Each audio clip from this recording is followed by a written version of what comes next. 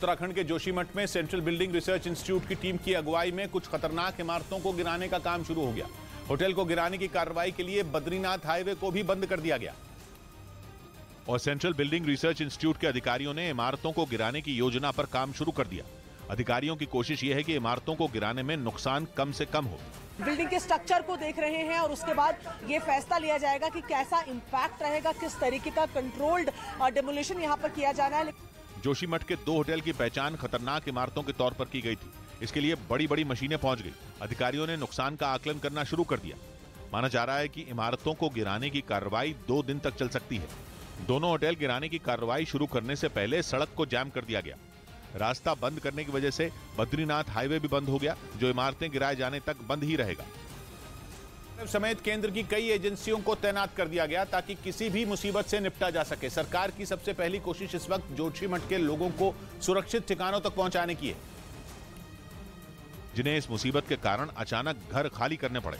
मुख्यमंत्री पुष्कर सिंह धामी ने न्यूज 18 से बातचीत में भरोसा दिया कि जोशीमठ के लोग उत्तराखंड सरकार की पहली प्राथमिकता हैं।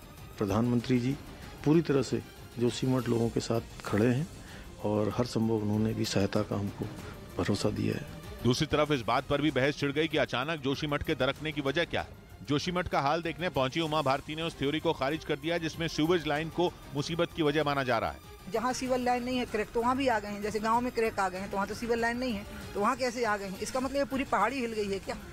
जोशीमठ के लोगों के लिए कई संस्थाओं ने मदद भेजनी भी शुरू कर दी। योग गुरु रामदेव की संस्था पतंजलि ने भी राहत सामग्री का एक ट्रक जोशीमठ भेजा।